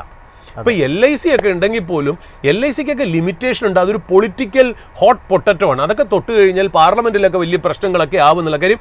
LICയുടെ മാൻഡേറ്റ് വേറാണ്, ലൈഫ് ഇൻഷുറൻസ് കോർപ്പറേഷൻ എന്നുള്ള കാര്യം. അപ്പോൾ ആ രീതിയിൽ കോൺസ്റ്റിറ്റ്യൂഷണലി നമ്മൾ ഉണ്ടാക്കിയ ഒരു സാധനത്തിനെ കൊണ്ടുവന്നിട്ട് സ്റ്റോക്ക് മാർക്കറ്റായ റിസ്കി അസറ്റ്സിലേക്ക് കൊണ്ടുവരാമെന്ന് പറഞ്ഞാൽ അതൊരു വലിയൊരു പൊളിറ്റിക്കൽ മേഹം ഉണ്ടാവും. അപ്പം നമുക്ക് ഈ സ്റ്റോക്ക് മാർക്കറ്റ് അല്ലെങ്കിൽ capital market, especially stocks, bonds എന്നിങ്ങനെയുള്ള സാധനങ്ങളിൽ നമുക്കൊരു പ്രൈസ് പ്രൊട്ടക്ഷൻ മെക്കാനിസം അല്ലെങ്കിൽ മാർക്കറ്റ് സപ്പോർട്ട് മെക്കാനിസം കൊണ്ടുവരാനായിട്ട് എന്ത് വേണം? സാധാരണ രാജ്യങ്ങളൊക്കെ ചെയ്യുന്നത് കൺട്രി തന്നെ ഒരു സോവറിൻ വെൽത്ത് ഫണ്ട്, SWF എന്നാണ് പറയുന്നത്, സാധാരണ അങ്ങനെ ഒന്ന് കൊണ്ടുവരാറുണ്ട്. അവരത് സത്യം പറഞ്ഞാൽ ഈ സോവറിൻ വെൽത്ത് ഫണ്ട് എന്ന് പറഞ്ഞാൽ ഈ മാർക്കറ്റ് പാനിക് സമയത്ത് ഒരു സ്റ്റെബിലിറ്റി കൊണ്ടുവരാനായിട്ട് ഈ SWF അതായത് സോവറിൻ വെൽത്ത് ഫണ്ട്സ് മേടിക്കാറുണ്ട്. അത് മാത്രമല്ല ലോവർ റേറ്റ് മേടിക്കുന്നത് അത് ഭാവിയിൽ അത് പെർഫോം ചെയ്യുമ്പോൾ നന്നായിട്ടൊരു ക്യാപിറ്റൽ അപ്രീസിയേഷനും കിട്ടുന്നില്ല. അപ്പോൾ അതൊരു വളരെ വലിയ ഒരു കാര്യമാണ് എന്നുള്ളതാണ്. ഇപ്പോൾ ഇന്ത്യയിൽ ലോകത്ത് നമ്മൾ നോക്കുകയാണെങ്കിൽ ഈ സോവറിൻ വെൽത്ത് ഫണ്ട് എന്ന് പറഞ്ഞാൽ ലാർജസ്റ്റ് എന്ന് പറയുന്നത് നോർവേക്കാരുടെ റവന്യൂ, അതായത് പെട്രോളിയം ഓയിൽ പ്രോഡക്ട്സിൽ നിന്ന് കിട്ടുന്ന റവന്യൂ വെച്ചിട്ട് അവർ ഈ നോർവേ ഗവൺമെൻറ് പെൻഷൻ ഫണ്ട് ഉണ്ട് എന്നുള്ളതാണ്. അതായത് എനിക്ക് തോന്നുന്നു അവരുടെ AUM 1.6 ട്രില്യൻ്റെ സൈസാണ് അവരുടെ AUM എന്ന് പറഞ്ഞു. അതായത് ഫണ്ടഡ് ബൈ നോർവേയുടെ ഓയിൽ ആൻഡ് ഗ്യാസ് റവന്യൂസ് ആണെന്നുള്ളത്. ഗ്ലോബൽ സ്റ്റോക്സ്, ബോൺഡ്സ്, റിയൽ എസ്റ്റേറ്റിലൊക്കെ ഇൻവെസ്റ്റ് ചെയ്യുന്ന ഒരു ഫണ്ടാണ്. പിന്നെ നമ്മൾ നോക്കുകയാണെങ്കിൽ ചൈന ഇൻവെസ്റ്റ്മെൻറ്റ് കോർപ്പറേഷൻ CIC, അവർക്കൊരു $1.35 ട്രില്യൺ ഒരു ഫണ്ടുണ്ട്. അബുദാബി ഇൻവെസ്റ്റ്മെൻറ്റ് കോർപ്പറേഷൻ, നമ്മുടെ NRIസിന് അറിയാം, അവർക്ക് ഏതാണ്ട് $990 ബില്യൺ ഒരു ഫണ്ടുണ്ട്, സോവറിൻ ഫണ്ടുണ്ട്. കുവൈറ്റ് ഇൻവെസ്റ്റ്മെൻറ്റ് അതോറിറ്റിക്ക് $850 ബില്യൺ ഒരു ഫണ്ടുണ്ട്. ഖത്തർ ഇൻവെസ്റ്റ്മെൻറ്റ് അതോറിറ്റിക്ക് ഏതാണ്ട് $475 ബില്യൺ ഉണ്ട്. സിംഗപ്പൂർ ടെമാസക്കിന് $2 ട്രില്യൺ ഒരു ഫണ്ട് ഉണ്ടെന്നാണ് പറയുന്നത്. അപ്പോൾ ഈ സോവറിൻ ഫണ്ടൊക്കെ ഈ പറയുന്ന പോലെ പലരും അത് ഉണ്ടാക്കണമെന്ന് വെച്ചാൽ എങ്ങനെയാണ് ഒരു രാജ്യത്തിന് സോവറിൻ ഫണ്ട് വരുന്നത് അറിയോ? എക്സ്ട്രാ മണി നമുക്ക് ചിലപ്പോൾ ചില സമയത്ത് ഈ ഓയിൽ ആൻഡ് ഗ്യാസ് അല്ലെങ്കിൽ കമ്മോഡിറ്റീസിലൊക്കെ അൺയൂഷ്വൽ ആയിട്ടുള്ള സ്പൈക്ക് കിട്ടുമ്പോൾ വിൻഫോൾ ആയിട്ട് ഒരുപാട് പ്രോഫിറ്റ് കിട്ടും. അതൊക്കെ ഉപയോഗിച്ച് നമ്മളൊരു സോവറിൻ ഫണ്ട് ഉണ്ടാക്കും. അല്ലെങ്കിൽ നമുക്ക് ഈ ട്രേഡ് കറണ്ട് അക്കൗണ്ട് ആ ട്രേഡിലൊക്കെ നമുക്ക് ചില സമയത്ത് സർപ്ലസ് കിട്ടും. ആ സർപ്ലസിനെ അതിലേക്ക് വരവയ്ക്കും. ചിലപ്പോൾ ഫോറക്സ് റിസർവിൽ നമുക്കൊരു വിൻഫോൾ ഗെയിൻ കിട്ടും, അത് സോവറിൻ ഫണ്ടിലേക്ക് വരും. അല്ലെങ്കിൽ ബഡ്ജറ്റിൽ ചിലപ്പോൾ സർപ്ലസ് വരും, ഇത് നമ്മൾ സോവറിൻ ഫണ്ടിലേക്ക് ആക്ട് ചെയ്യും. അല്ലെങ്കിൽ സെൻട്രൽ ബാങ്ക്സ് നമുക്കൊരു ഡിവിഡൻഡ് ഡിക്ലെയർ ചെയ്യും, അത് ഉപയോഗിച്ച് നമ്മളൊരു സോവറിൻ ഫണ്ട് ഉണ്ടാക്കും. അങ്ങനെ വിൻഫോൾ ടാക്സ് ഇതെല്ലാം കൂടെ ചേർത്ത് ഒരു സോവറിൻ ഫണ്ട് ഉണ്ടാക്കി മാർക്കറ്റിനെ സ്റ്റെബിലൈസ് ചെയ്യാനുള്ള ചാൻസ് ഉണ്ട്. നമ്മളിപ്പോൾ 2025 ആദ്യത്തെ 9 മാസം നോക്കുകയാണെങ്കിൽ നമുക്ക് കിട്ടുന്ന റിപ്പോർട്ട് അനുസരിച്ച് FIS സെല്ല് ചെയ്തത് ചില റിപ്പോർട്ട് പറയുന്നത് 1.25 ലക്ഷം കോടിക്ക് സെല്ല് ചെയ്തു, ചിലർ പറയുന്നത് 2 ലക്ഷം കോടിക്ക് സെല്ല് ചെയ്തു എന്നുള്ളതാണ് പറയുന്നത്. എന്നാൽ DIS ഇൻവെസ്റ്റ് ചെയ്തതോ 4.5 lakh crore. അപ്പോൾ ഈ FISൻ്റെ സെല്ലിംഗ് DIS കൊണ്ടുപോയി എന്നുള്ളതാണ് ഇപ്രാവശ്യത്തെ പ്രത്യേകത എപ്പോഴും അങ്ങനെ നടക്കുന്നതില്ല. അപ്പോൾ ഫിനാൻഷ്യൽ എക്സ്പ്രസ്സിൽ ഒരു റിപ്പോർട്ട് വന്നിരിക്കുന്നു. അതായത് India is planning to have a large sovereign wealth fund എന്നുള്ളത്. ഇനിഷ്യൽ സൈസ് $50 ബില്യൺ ഇത് തുടങ്ങി. അത് 4.5 lakh crore എന്നുള്ള രീതിയിലേക്ക്, അതായത് ഒരു ഭാരത് സോവറിൻ ഫണ്ട് എന്നാണ് അവർ പേരിടാൻ ഉദ്ദേശിക്കുന്നത്. എനർജി, ക്രിട്ടിക്കൽ മിനറൽസ് അതിലേക്ക് ഇൻവെസ്റ്റ് ചെയ്യാനായിട്ടാണ് മാൻഡേറ്റ്. സ്റ്റോക്ക് മാർക്കറ്റ് മാത്രമല്ല, ബോണ്ട്സ് മാത്രമല്ല, റിയൽ എസ്റ്റേറ്റ് മാത്രമല്ല, എനർജി അസറ്റ്സ്, ക്രിട്ടിക്കൽ മിനറൽസിൻ്റെ അസറ്റ്സിലും കൂടെ. കാര്യം ഇന്ത്യക്ക് അതില്ലല്ലോ, അതിന് വേണ്ടിയിട്ടാണ് തുടങ്ങുന്നത് എന്നുള്ളതാണ് അതിനകത്ത് ഇമ്പോർട്ടൻ്റ് ആയിട്ടുള്ള കാര്യം. നമ്മളിപ്പോൾ സിംഗപ്പൂരിൻ്റെയൊക്കെ ടെമാസെക്കിൻ്റെയൊക്കെ പെർഫോമൻസ് നോക്കുകയാണെങ്കിൽ 1974 അവർ അത് മുതൽ ഇന്നേ വരെ 14% ആനുവലൈസ്ഡ് ഗ്രോത്ത് ആ ഫണ്ടിന് കിട്ടിയെന്നാണ്. എനിക്ക് തോന്നുന്നു ഇനിഷ്യലായിട്ട് $273 million തുടങ്ങിയ സാധനം ഇപ്പോൾ 400 billion അവരുടെ അസറ്റ് സൈസ് എന്നുള്ളത്. അപ്പോൾ ഒരു കൺട്രിക്ക് എപ്പോഴും നല്ലതാണ് എന്നുള്ളതാണ് നമുക്ക് മനസ്സിലാവുന്ന ഒരു കാര്യം. ടോട്ടലി എനിക്ക് തോന്നുന്നു വേൾഡിലെ സോവറിൻ വെൽത്ത് ഫണ്ട് ഞാനൊന്ന് അന്വേഷിച്ച് നോക്കിയപ്പോൾ ഏതാണ്ട് 90 സോവറിൻ വെൽത്ത് ഫണ്ട് ഉണ്ട്. കളക്റ്റീവ്ലി ഇവരെല്ലാം കൂടെ $13.7 trillion മാനേജ് ചെയ്യുന്നുണ്ടാണ് അതിൻ്റെ പ്രത്യേകത എന്നുള്ളത്. പിന്നെ ഇപ്പോൾ ട്രംപ് അടുത്ത കാലത്ത് ഒരു എക്സിക്യൂട്ടീവ് ഓർഡർ സൈൻ ചെയ്ത് US ഒരു സോവറിൻ ഫണ്ട് ഉണ്ടാക്കാൻ ഇന്തോനേഷ്യയിലും അതേപോലത്തെ ഒരു ന്യൂസ് വരുന്നു എന്നുള്ളൂ. അപ്പോൾ ഇന്ത്യൻ ഗവൺമെൻറ് ഈസ് പ്ലാനിങ്, ഇതുവരെ ഡിസൈഡ് ചെയ്തിട്ടില്ല. ബട്ട് ആ ഒരു അൺകൺഫേംഡ് റിപ്പോർട്ട്സ് വളരെ പോസിറ്റീവായിട്ട് മാർക്കറ്റിൽ പോകുന്നു. നമ്മുടെ ഒരു സ്പോട്ട്ലൈറ്റ് ബിസിനസ് ഏതാണ് പ്രേക്ഷകർക്ക് വേണ്ടി പങ്കുവെക്കാനുള്ളത്? ഞാൻ ആക്ച്വലി വിഷ്ണു ഇന്ന് സ്പോട്ട്ലൈറ്റ് സ്റ്റോക്ക് പറയുന്നതിൽ എനിക്ക് ചെറിയൊരു സങ്കടമുണ്ട്. കാര്യം വെച്ചാൽ നമ്മളൊരു ബിസിനസ്സായിട്ടാണ് അവതരിപ്പിക്കുന്നതെങ്കിലും പലരും ഇതൊരു വേറെ രീതിയിലാണ് കാണുന്നതെന്നുള്ളത്. പക്ഷേ ഇന്ത്യൻ മാർക്കറ്റിൽ ഇന്ന് ഭയങ്കരമായിട്ടൊരു എക്സ്യൂബറൻസ് നിൽക്കുന്ന ദിവസം കോഷ്യസ് ആണെന്ന് പറഞ്ഞിട്ട് ഈ സ്പോട്ട്ലൈറ്റ് ബിസിനസ് അവതരിപ്പിക്കുന്നതിൽ ചെറിയൊരു വിഷമമുണ്ട്. എങ്കിലും പ്രേക്ഷകരോട് ഞാൻ വീണ്ടും ഒരു ഡിസ്ക്ലൈമർ പറയുന്നു. ഇതൊരു ബിസിനസ്സായിട്ട് ഒരു നോ യുവർ കമ്പനി, നിങ്ങൾ എന്താണ് ഈ കച്ചവടം എന്നുള്ളത് മനസ്സിലാക്കാൻ വേണ്ടിയിട്ട്, എന്താണ് ഈ കമ്പനിയുടെ ബിസിനസ് എന്ന് മനസ്സിലാക്കാൻ വേണ്ടി മാത്രമാണ്. ഇതൊരു സ്റ്റോക്ക് ഐഡിയോ, അഡ്വൈസോ, സോളിസിറ്റേഷനോ, റെക്കമെൻഡേഷനോ ആയിട്ട് നിങ്ങൾ കണക്കാക്കുകയോ ചെയ്യരുത് എന്നുള്ളതാണ് നമുക്ക് പറയാനുള്ള കാര്യം. സ്പോട്ട്ലൈറ്റ് സ്റ്റോക്ക് എന്ന് പറയുന്നത്, സ്പോട്ട്ലൈറ്റ് ബിസിനസ് എന്ന് പറയുന്നത് നമുക്കറിയാം. ഇപ്പോൾ ഈ ഇന്ത്യയുടെ എയർ ട്രാവൽ 20 കൊല്ലം മുമ്പേ, 20-25 കൊല്ലം മുമ്പേയൊക്കെ ഞങ്ങളെയൊക്കെ സംബന്ധിച്ച് ഈ എയർ ട്രാവൽ എന്ന് പറഞ്ഞാൽ ഭയങ്കര ലക്ഷൂറിയസ് ആയിട്ടുള്ള സാധനം, വളരെ പ്രിവിലേജ്ഡ് ആണ്. ഒരു ഫ്ലൈറ്റ് ടിക്കറ്റൊക്കെ കാണിച്ച് നടക്കാമെന്ന് പറഞ്ഞാൽ വലിയൊരു പൊങ്ങച്ചമായിരുന്നു അന്നത്തെ കാലത്ത്. ഇന്നിപ്പോൾ അങ്ങനെയല്ല, വളരെ കോമൺ മെൻ്റെ രീതിയിലായി. എല്ലാ എയർപോർട്ടിലും നോക്കുകയാണെങ്കിൽ ഭയങ്കര തിരക്ക്, മിക്ക ഫ്ലൈറ്റിലും ആൾക്കാരായി എന്നുള്ള. പണ്ടൊക്കെ എന്ന് പറഞ്ഞാൽ വളരെ ചുരുക്കം ആൾക്കാർ, ഇന്ന് അങ്ങനെയല്ല. ബിസിനസ്സുകാർ ഉപയോഗിച്ച് തുടങ്ങി, പിന്നെ ഫാമിലി യൂസ് ചെയ്ത് തുടങ്ങി, സ്റ്റുഡൻസ്, പ്രൊഫഷണൽസ്, വർക്കിംഗ് ക്ലാസ്, പിൽഗ്രിമേജിന് വരെ ആൾക്കാർ ഇപ്പോൾ ഫ്ലൈറ്റ് യൂസ് ചെയ്ത് തുടങ്ങി. അങ്ങനെ മിക്ക ഫ്ലൈറ്റ്സും നല്ല ബുക്ക്ഡാണ്. അതായത് Indian aviation story is going through the roof എന്നുള്ള കാര്യത്തിൽ യാതൊരു സംശയമില്ല. അതായത് India is A 3rd largest aviation market after US and China എന്നുള്ള രീതിയിലേക്ക് ആയി എന്നുള്ള. ഇപ്പോൾ ഡൊമസ്റ്റിക് പാസഞ്ചേഴ്സിൻ്റെ എണ്ണം മാത്രം ഞാൻ നോക്കാം, ഇൻ്റർനാഷണൽ ഒന്ന് മാറ്റി വയ്ക്കുന്നു. ഡൊമസ്റ്റിക് പാസഞ്ചേഴ്സ് മാത്രം നമ്മൾ നോക്കുകയാണെങ്കിൽ FY 2024 150 million പാസഞ്ചേഴ്സ് ആയിരുന്നു ഒരു കൊല്ലം. അത് കഴിഞ്ഞ കൊല്ലം 2025 ഫിനാൻഷ്യൽ ഇയർ ആയപ്പോഴത്തേക്കും 165 million ആയി. ഇപ്പോൾ പറയുന്നത് വെച്ചാൽ FY 2030 അതായത് ഇനി 5 കൊല്ലത്തിൽ ഇത് ഡബിൾ ആവുമെന്നാണ് പറയുന്നത്. ഡബിൾ ആവുകയെന്ന് പറഞ്ഞാൽ ചില്ലറ കാര്യമല്ല കേട്ടോ, അതൊരു വലിയൊരു മാസീവ് ഗ്രോത്ത് ആണ് എന്നുള്ളതാണ്. ഓപ്പറേഷണൽ ആയിട്ടുള്ള എയർപോർട്ടുകൾ നമ്മൾ നോക്കുകയാണെങ്കിൽ ഏതാണ്ട് 149, 150, 151 ഓപ്പറേഷണൽ എയർപോർട്ടുകൾ ഇന്ത്യയിലായി എന്നുള്ളതാണ്. അവിടെയും ടാർഗറ്റ് 2030 ഏതാണ്ട് 220 എയർപോർട്ടായിട്ട് മാറ്റണം എന്നുള്ളത്. അപ്പോൾ വളരെ ഇമ്പോർട്ടൻ്റ്, ഏതാണ്ട് 50% ഇൻക്രീസ് എയർപോർട്ടിലും വരും എന്നുള്ള, പാസഞ്ചേഴ്സ് ഡബിൾ ചെയ്യും. അപ്പോൾ ഇന്ത്യൻ ഏവിയേഷൻ സ്റ്റോറി ഇനി എങ്ങനെ ഉണ്ടായിരിക്കും എന്നുള്ളതാണ്. അത് മാത്രമല്ല ഇപ്പോൾ ഡൊമസ്റ്റിക് പാസഞ്ചേഴ്സാണ്, ഇൻ്റർനാഷണലിയും ഫ്ലൈറ്റ്സ് ഒക്കെ ഒരുപാട് ഇന്ത്യൻ കമ്പനീസ് തന്നെ തുടങ്ങുന്നു എന്നുള്ളത് വളരെ പ്രത്യേകത. It is scaling up very fast. അത് വളരെ വലിയ ഗ്രോയിങ് ഇൻഡസ്ട്രി ആയിട്ട് ഇന്ത്യൻ ഏവിയേഷൻ മാറി. ഈ ഇന്ത്യൻ ഏവിയേഷൻ മാറിയതിന് വേറൊരു കാരണം കൂടെ ഉണ്ട്. ഈ ഉഡാൻ സ്കീം വന്നു. അതായത് 2017 ഗവൺമെൻറ് കൊണ്ടുവന്ന ഉഡാൻ സ്കീം എന്ന് പറയുന്നത് ഈ Tier 2, Tier 3 സിറ്റീസിനെയും കൂടെ ഈ എന്താ പറയുക, ഈ ഫ്ലൈറ്റ് ട്രാവലിംഗ് മാപ്പിലേക്ക് കൊണ്ടുവരിക. പണ്ടൊന്നും ഒരു എയർപോർട്ട് സർവീസസോ അല്ലെങ്കിൽ എയർപോർട്ടൊന്നും ഇല്ലാത്ത സ്ഥലങ്ങളിലാണ് പുതിയതായിട്ട് വരുന്നത് എന്നുള്ളതാണ് അതിനകത്തുള്ള പ്രത്യേകത. അപ്പോൾ ഇതെല്ലാം ചേർന്ന് തന്നെ വലിയൊരു ടെയിൽ വിൻഡും പുഷുമാണ് ഇന്ത്യൻ ഏവിയേഷൻ സെക്ടറിന് കൊടുത്തിരിക്കുന്നത് എന്നുള്ള. അപ്പോൾ ഏവിയേഷനിലുള്ള ഒരു കംപ്ലീറ്റ് വാല്യൂ ചെയിനിൽ നമ്മൾ നോക്കുകയാണെങ്കിൽ ആരൊക്കെയുണ്ട്? ഫ്ലൈറ്റ് ഓപ്പറേറ്റേഴ്സ് ഉണ്ട്, എയർപോർട്ട്സ് ഉണ്ട്, മെയിൻ്റനൻസ് ആൻഡ് സർവീസ് ചെയ്യുന്ന കമ്പനികളുണ്ട്. ഇതൊക്കെയാണ് ശരിക്കും പറഞ്ഞാൽ ആ ഒരു ഏവിയേഷൻ വാല്യൂ തീമിൽ ഇതെല്ലാവരും ഗ്രോ ചെയ്യാനുള്ള ചാൻസസ് വളരെ ഹൈ ആണ് എന്നുള്ള. നമുക്ക് ഓപ്പറേറ്റേഴ്സിനെ മാത്രം എടുക്കാം. കാര്യം നമ്മുടെ ഇന്ന് സ്പോട്ട്ലൈറ്റ് ബിസിനസ് അങ്ങോട്ടേക്കാണ് വരുന്നത്. ഈ എയർക്രാഫ്റ്റ് ഓപ്പറേറ്റേഴ്സിനെ മാത്രം നോക്കുകയാണെങ്കിൽ നമ്മുടെ ഫുള്ളി ഓപ്പറേഷണൽ ആയിട്ടുള്ള ആൾക്കാരെന്ന് പറഞ്ഞാൽ നമുക്കറിയാം ഇൻഡിഗോ ഉണ്ട്, എയർ ഇന്ത്യ ഉണ്ട്, എയർ ഇന്ത്യ ടാറ്റയുടെ ആണ്, വിസ്താര എന്ന് പറഞ്ഞാൽ ടാറ്റാസിൻ്റെ വേറൊരെണ്ണം ഉണ്ട്, അക്കാസ എയർ ഉണ്ട്. ഇതൊക്കെയാണ് ഫുള്ളി ഓപ്പറേഷണൽ ആയിട്ട്. പിന്നെ കുറച്ച് നമുക്ക് ഉണ്ടായിരുന്നതും ചെറിയൊരു ഇതിൽ നിൽക്കുന്നതും എന്താ പറയുക സ്പൈസ് ജെറ്റും ഗോ എയറും ഒക്കെ ഉണ്ടായിരുന്നു. ചെറിയ ഓപ്പറേഷണൽ ഇഷ്യൂസൊക്കെ അവർക്ക് ഉണ്ട് എന്നുള്ളതാണ്. ഇപ്പോൾ ഇൻഡിഗോൻ്റെ ഫ്ലീറ്റ് നോക്കുകയാണെങ്കിൽ എനിക്ക് കിട്ടിയത്, ഞാൻ സെർച്ച് ചെയ്തപ്പോൾ കിട്ടിയത്, ഇൻഡിഗോന് ഏതാണ്ട് 360 എയർക്രാഫ്റ്റ്സ് ഉണ്ട് ഇൻഡിഗോന്. എയർ ഇന്ത്യക്ക് ടാറ്റ ഗ്രൂപ്പാണ് 140 എണ്ണം ഉണ്ട്. ഇത് 140 കൂടുതൽ. ഇൻഡിഗോയ്ക്ക് ആണെങ്കിൽ 360 കൂടുതൽ. വിസ്താരയ്ക്ക് ആണെങ്കിലോ അത് ടാറ്റയായിട്ട് ഇനി മെർജ് ചെയ്യാൻ പോകുന്നതാണ്. ഇപ്പോൾ വിസ്താരയ്ക്ക് ഏതാണ്ട് 60 കൂടുതൽ എയർക്രാഫ്റ്റ് ഉണ്ട്. അക്കാസ എയറിന് 25 കൂടുതലുണ്ട്. സ്പൈസ് ജെറ്റിന് 58 കൂടുതലുണ്ട്. ഇങ്ങനത്തെ രീതിയിലാണ് എയർക്രാഫ്റ്റുകൾ ഈ വക ഓപ്പറേറ്റേഴ്സിൻ്റെ അല്ലെങ്കിൽ കാരിയേഴ്സിൻ്റെ കയ്യിലുള്ളതാണ്. ഈ മോസ്റ്റ് ഓഫ് ദ എയർക്രാഫ്റ്റ് ഈ പറഞ്ഞ ആൾക്കാരുടെ കമ്പനികളിലൊക്കെ ഇരിക്കുന്ന എയർക്രാഫ്റ്റ് നമ്മൾ നോക്കുകയാണെങ്കിൽ എയർബസിൻ്റെ ഉണ്ട്, ബോയിങ്ങും ഉണ്ട്. ഇതാണല്ലോ രണ്ട് മേജർ കമ്പനി എന്ന് പറയുന്നത്. എയർബസിൻ്റെ ആണെങ്കിൽ A320 എന്ന് പറയുന്ന ഒരു ഫാമിലി, A320 നിയോ എന്ന് പറയുന്ന ഫാമിലിയുടെ എയർക്രാഫ്റ്റാണ് കൂടുതലും ഇരിക്കുന്നത്.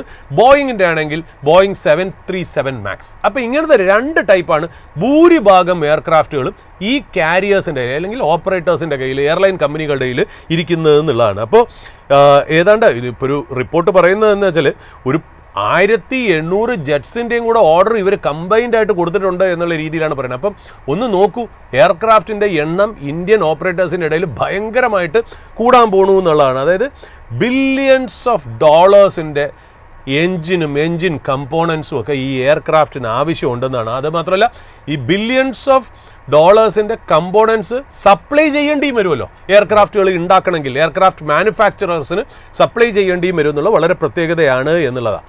അപ്പോൾ ഏതാണ്ട് നമ്മൾ നോക്കാൻ നേരത്തെ ഈ 1800 പുതിയ ഓർഡർ എന്നൊക്കെ പറയുന്നത് ഏതാണ്ട് 25 കൊല്ലത്തെ, ഭാവിയിലുള്ള 25 കൊല്ലത്തെ ഒരു ഓർഡർ ഏതാണ്ട് നമുക്കിപ്പോൾ കാണാം, ഒരു വിസിബിലിറ്റി കാണുന്നുണ്ട് എന്നുള്ളതാണ്. അപ്പോൾ അത്രയ്ക്ക് മാത്രമാണ്. അതായത് the real money lies in the engine economy. ആ എൻജിൻ ഡെവലപ്പ് ചെയ്തെടുക്കുക, എയർക്രാഫ്റ്റിന് പാർട്സ് സപ്ലൈ ചെയ്യുക എന്നൊക്കെ പറഞ്ഞാൽ വളരെ ഇമ്പോർട്ടൻ്റ് ആയിട്ട് വരിക എന്നുള്ളതാണ്. അപ്പോൾ എനിക്ക് തോന്നുന്നു ഓരോ എയർക്രാഫ്റ്റിനും 2 എൻജിൻ വീതം ഉണ്ടെന്നുള്ള കാര്യം അറിയാലോ. ഓരോ എൻജിനും എനിക്ക് തോന്നുന്നു $8 to 12 ബില്യൺ വരെ ആവുമെന്നാണ് പറയപ്പെടുന്നത് എന്നുള്ളതാണ്. അപ്പോൾ ഈ പറഞ്ഞ പോലെ എൻജിൻ എന്ന് പറയുന്നത് നമുക്കറിയാം most sophisticated and complex part of an engine എന്നുള്ള ഹൈ പ്രസിഷൻ മാനുഫാക്ചറിങ് ആണ് എൻജിൻ പാർട്സിന് വേണ്ടത്. ഒരു തെറ്റ് സംഭവിച്ചാൽ വലിയ ഇഷ്യൂസ് ഉണ്ടാവുന്നല്ലാതെ സർട്ടിഫൈഡ് ആയിട്ടുള്ള ഗ്ലോബൽ സപ്ലൈ ചെയിൻസിൽ നിന്ന് മാത്രമേ മേടിക്കുള്ളൂ. വളരെ വിശ്വാസ്യതയുള്ള കമ്പനികളുടെ നിന്ന് മാത്രമേ മേടിക്കുള്ളൂ. ലോങ് ടേം റിലയബിൾ സപ്പോർട്ട് കിട്ടുന്ന കമ്പനികൾ, അതായത് പൂട്ടിപ്പോകുന്ന കമ്പനി പാടില്ല, സർവീസ്, ഇതെല്ലാം ഒരു എൻജിൻ കമ്പോണൻറ്റിന് വളരെ ക്രൂഷ്യലായിട്ടും ഇമ്പോർട്ടൻ്റ് ആയിട്ടുള്ള കാര്യങ്ങളാണ് എന്നുള്ളതാണ്. ആരൊക്കെയാണ് ഈ എൻജിൻ്റെ പവർ ചെയ്യുന്നത്, ഈ എൻജിൻ ഉണ്ടാക്കി തരുന്ന മെയിൻ 2 കമ്പനികൾ എന്ന് പറയുന്നത് പ്രാറ്റ് and Whitney, PRATT and Whitney എന്ന് പറയുന്ന അമേരിക്കൻ കമ്പനി. രണ്ടാമത് CFM ഇൻ്റർനാഷണൽ എന്ന് പറഞ്ഞാൽ സഫ്രാൻ എന്ന് പറഞ്ഞാൽ ഫ്രാൻസ് ബേസ്ഡ് ആയിട്ടുള്ള കമ്പനി, GE US കൂടെ ചേർന്നിട്ടുള്ളൊരു കോമ്പിനേഷൻ ഉണ്ട്. അതായത് 3 പ്ലെയേഴ്സ് ആണെന്ന് നമുക്ക് ബേസിക്കലി പറയാം. അതിൽ വലിയ 2 പ്ലെയേഴ്സ് എന്ന് പറഞ്ഞാൽ പ്രാറ്റ് ആൻഡ് വിറ്റ്നിയും സഫ്രാനും ആണ് എന്നുള്ളതാണ് അതിനകത്ത് പ്രത്യേകത എന്നുള്ള. അപ്പോൾ നമ്മുടെ ഒരു ഇന്ത്യൻ കമ്പനിയുണ്ട്, അതായത് മൈനി, MAINI, പ്രസിഷൻ പ്രോഡക്ട്സ്, അതായത് MPPL എന്ന് പറയും. മൈനി പ്രസിഷൻ പ്രോഡക്ട്സ് ലിമിറ്റഡ് അല്ലെങ്കിൽ MPPL എന്ന് പറയുന്ന കമ്പനി ഈ പ്രാറ്റ് ആൻഡ് വിറ്റ്നിക്കും സഫ്രാനും Tier 1, Tier 2 സപ്ലയറാണ്.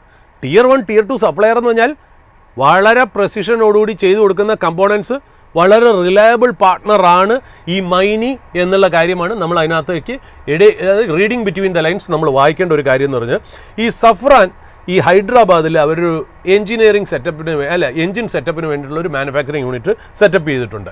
GE ആണെങ്കിലോ ഒരു jet engine plant Hindustan aeronautics ആയിട്ട് ചേർത്ത് അവർ ചെയ്യുന്നുണ്ട്. പ്രാറ്റ് ആൻഡ് വിറ്റ്നി ഇന്ത്യയിൽ അവരുടെ റിസർച്ച് ആൻഡ് ഡെവലപ്മെൻറ്റ് ഭയങ്കര രീതിയിൽ കൊണ്ടുവരുന്നുണ്ട് എന്നുള്ളതാണ് കാര്യം. ഈ എൻജിൻ ഇന്ത്യയിൽ ഇത്രയും ഏവിയേഷൻ സ്റ്റോറി ഉണ്ടെന്നുണ്ടെങ്കിൽ, ഈ ഇത്രയും എൻജിൻസ് ഇത്രയും എയർക്രാഫ്റ്റിന് യൂസ് ചെയ്യണമെന്നുണ്ടെങ്കിൽ ഗ്ലോബൽ കമ്പനീസൊക്കെ അവരുടെ ഒരു ഹബ്ബ് ഇന്ത്യയിൽ സ്റ്റാർട്ട് ചെയ്യുന്നുള്ളത് ഇറ്റ് ഈസ് ഗിവൺ, ഗ്രാൻഡഡ് ആണ്. അതിനകത്ത് യാതൊരു സംശയമില്ല. കാര്യം ഒരുപാട് പ്രസിഷൻ കമ്പോണൻസ് കിട്ടണം, ഫാസ്റ്റായിട്ട് അത് ഡെവലപ്പ് ചെയ്ത് കൊടുക്കുകയും ചെയ്യണം എന്നുള്ള. ഈ നമ്മൾ പറഞ്ഞല്ലോ ഈ മൈനി പ്രസിഷൻ പ്രോഡക്റ്റ് എന്ന് പറയുന്ന കമ്പനിയെ അടുത്ത കാലത്ത് ഒരു ഇന്ത്യൻ ലിസ്റ്റഡ് കമ്പനി എടുത്തു. എത്ര? 59.2%, അതായത് 60% ഈ മൈനി എന്ന് പറയുന്ന കമ്പനിയുടെ സ്റ്റേക്ക് ഒരു ഇന്ത്യൻ ലിസ്റ്റഡ് കമ്പനി എടുത്തു. അതെങ്ങനെയാണെന്ന് വെച്ചാൽ ഭയങ്കര രസമാണ്. ആദ്യം റിംഗ് പ്ലസ് അക്വ ലിമിറ്റഡ് എന്ന് പറയുന്ന RPAL എന്ന് പറയുന്ന കമ്പനിയാണ് ശരിക്കും പറഞ്ഞാൽ ഈ മൈനിയിൽ സ്റ്റേക്ക് എടുത്തിരിക്കുന്നത്. അതായത് റിംഗ് പ്ലസ് അക്വ. ഈ റിംഗ് പ്ലസ് അക്വ എന്ന് പറയുന്നത് ഏത് കമ്പനിയുടെ സബ്സിഡറിയാണ്? JK files and engineering limited എന്ന് പറയുന്ന കമ്പനിയുടെ കീഴിലാണ് ഈ റിംഗ് പ്ലസ് അക്വ എന്ന് പറയുന്ന കമ്പനി. ഈ 3 കമ്പനികളും, അതായത് ഇപ്പോൾ JK files and engineering, ring plus aqua, Maini precision പ്രോഡക്റ്റിനാണല്ലോ എടുത്തത്. ഇവർ 3 പേരും കൂടെ ചേർന്ന് ഒരു 1 എൻറ്റിറ്റി ആയിട്ട് മാറ്റിയിട്ടുണ്ട്. ആ കമ്പനിയുടെ പേരാണ് ശരിക്കും പറഞ്ഞാൽ ഈ പറഞ്ഞ പോലെ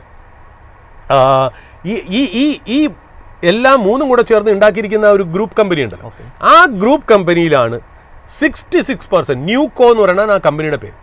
ആ കമ്പനിയുടെ 66.3% ഹോൾഡ് ചെയ്യണത് ഇന്ത്യൻ മാർക്കറ്റിലെ ലിസ്റ്റഡ് ആയിട്ടുള്ള കമ്പനിയാണ്. പലർക്കും ഇത് അറിയില്ല എന്നുള്ളതാണ് അതിൻ്റെ പ്രത്യേകത. ആ കമ്പനി എന്ന് പറയുന്നത് ശരിക്കും പറഞ്ഞാൽ വ്യൂവേഴ്സിനൊക്കെ അറിയാം, സാധാരണ ഈ എയറോസ്പേസ് ഡിവിഷൻ്റെ ഒരു ഓപ്പർച്യൂണിറ്റി എന്ന് പറഞ്ഞാൽ ഭയങ്കര വലുതാണ് എന്നുള്ളതാണ്. അപ്പോൾ ഈ കമ്പനി അടുത്ത കാലത്ത്, അതായത് ഈ ഹോൾഡ് ചെയ്യുന്ന ലിസ്റ്റഡ് ആയിട്ടുള്ള കമ്പനിയുടെ പേര് പറയുകയാണെങ്കിൽ ഈ കമ്പനി അടുത്ത കാലത്ത് 3 കമ്പനിയായിട്ട് ഡീമർജ് ചെയ്തു. ആ 3 കമ്പനിയായിട്ടുള്ള ഡീമർജിൽ എയറോസ്പേസ് ആൻഡ് എഞ്ചിനീയറിംഗ് ഡിവിഷൻ, അല്ലെങ്കിൽ ഈ വളരെ ക്രിട്ടിക്കലായിട്ടുള്ള കമ്പോണൻറ്റ് ഉണ്ടാക്കുന്ന എഞ്ചിനീയറിംഗ് ഡിവിഷനാണ് ഇന്നത്തെ നമ്മുടെ സ്പോട്ട്ലൈറ്റ് ബിസിനസ്. ആ കമ്പനിയുടെ പേരാണ് റേമണ്ട് ലിമിറ്റഡ്. വ്യൂവേഴ്സിന് കൂടുതൽ ചോദിക്കുകയാണെങ്കിൽ നമ്മുടെ കംപ്ലീറ്റ് മാൻ എന്നുള്ള അഡ്വർടൈസ്മെൻറ്റിൽ റേമണ്ടിനെ നമ്മൾ മനസ്സിലാക്കും. അതായത് അപ്പാരൽ ആൻഡ് ടെക്സ്റ്റൈൽ ബിസിനസ്സാണ് അവരുടെ മേജർ ബിസിനസ്. അതിനെ ഇപ്പോൾ ഡീമർജ് ചെയ്തിട്ട് റേമണ്ട് റീറ്റെയിൽ എന്നുള്ള രീതിയിലാക്കി. അതിന് രണ്ടാമത്തെ ഡീമർജ് ചെയ്ത കമ്പനി റിയൽ എസ്റ്റേറ്റിലും കൂടെ വന്നു. അതിനെ എനിക്ക് തോന്നുന്നു റേമണ്ട് റിയാലിറ്റി എന്നാണ് പറയുന്നത്. മൂന്നാമത്തെ ഒരു കമ്പനിയുണ്ട് റേമണ്ട് ലിമിറ്റഡ്. ആ റേമണ്ട് ലിമിറ്റഡിലാണ് ഞാൻ ഈ പറയുന്ന പോലെ ഈ precision engineering manufacturing to aerospace industry അല്ലെങ്കിൽ ഏവിയേഷൻ ഇൻഡസ്ട്രി വരുന്നതെന്നുള്ള പലർക്കും ഈ ഇൻഫർമേഷൻ അറിയില്ല എന്നുള്ളതാണ്. ഈ റേമണ്ട് ലിമിറ്റഡിന് 2 ഡിവിഷനുണ്ട്, 2 സബ്സിഡറി ഉണ്ട്. 2 സബ്സിഡറി എന്നത് എയറോസ്പേസ് ആൻഡ് ഡിഫൻസ് ആണ് കോൺസെൻട്രേറ്റ് ചെയ്യുന്ന ഒരു വിഭാഗം. മറ്റൊന്ന് വെച്ചാൽ ഓട്ടോ ആൻഡ് ഇൻഡസ്ട്രിയൽ പ്രോഡക്ട്സ്, ഈ EV ഇലക്ട്രിക് വെഹിക്കിൾസിനൊക്കെ ഒരുപാട് കമ്പോണൻസ് സപ്ലൈ ചെയ്യുക എന്നുള്ളതാണ്. ഇപ്പോൾ ഈ റേമണ്ട് എന്ന് പറയുന്നത് ഈ മൈനി എന്ന് പറയുന്ന കമ്പനിയൊക്കെ എടുത്തെങ്കിൽ പോലും അതിന് വേണ്ടിയിട്ട് ഒരുപാട് കാശൊക്കെ ചിലവാക്കിയെങ്കിൽ പോലും നെറ്റ് ക്യാഷ് പോസിറ്റീവ് കമ്പനിയാണ് ഈ റേമണ്ട് എന്ന് പറയുന്നത്. അതിൻ്റെ ഷെയർ ഹോൾഡിംഗ് പാറ്റേൺ നമുക്ക് നോക്കാം. അതായത് ഈ റേമണ്ട് ലിമിറ്റഡ് എന്ന് പറയുന്ന ഈ ലിസ്റ്റഡ് കമ്പനിയുടെ നോക്കാം. റേമണ്ട് അപ്പാരൽസ് അല്ല, റേമണ്ട് റിയാലിറ്റിയും അല്ല, റേമണ്ട് ലിമിറ്റഡ്. ഇതിൻ്റെ ഷെയർ ഹോൾഡിംഗ് പാറ്റേൺ നോക്കുകയാണെങ്കിൽ റേമണ്ട് ഫാമിലി ഹോൾഡ് ചെയ്യണ 66.3% ആണ്. മൈനി ഫാമിലി അത് എടുത്തപ്പം 28.5% അവർ ഹോൾഡ് ചെയ്യുന്നു. 5.2% മറ്റുള്ളവരെല്ലാവരും കൂടെ ഹോൾഡ് ചെയ്യണമെന്നുള്ള ഗ്ലോബൽ കമ്പനിയാണ്. ഗ്ലോബൽ പ്രസൻസ് ഉണ്ട്. USA, Canada, Mexico, Africa, Europe, Japan, ഓസ്ട്രേലിയയിലൊക്കെ ഇവർക്ക് പ്രസൻസ് ഉണ്ട്. 17 മാനുഫാക്ചറിങ് ഫെസിലിറ്റീസ് ഉണ്ട് അക്രോസ് 4 ലൊക്കേഷൻസ്. 12 വെയർ ഹൗസും കൂടെ ഉണ്ട്. 100-ൽ പരം കസ്റ്റമേഴ്സ് ഉണ്ട്. 25-ൽ പരം കൺട്രീസിൽ ഇവർ പ്രസൻസ് ഉണ്ട് എന്നുള്ളതാണ് പ്രത്യേകത. ഒരു FY25 ഇവരെ ടോട്ടൽ ഇൻകം എന്ന് പറഞ്ഞാൽ 2100 കോടിയാണ്. മാർക്കറ്റ് പ്രൈസ് 582 ആയിരുന്നു. ഞാൻ ഇന്നലെ വൈകുന്നേരം നോക്കുമ്പോൾ മാർക്കറ്റ് ക്യാപ്പ് എന്ന് പറയുമ്പോൾ 3874 ഉള്ളൂ. അതായത് ഞാൻ പറയുന്ന അറിയുന്നല്ലോ, അതായത് 2100 കോടി സെയിൽ ചെയ്യണ കമ്പനിക്ക് 3800 കോടി മാർക്കറ്റ് ക്യാപ്പേ ഉള്ളൂ എന്നുള്ളതാണ് പ്രത്യേകത എന്നുള്ളത്.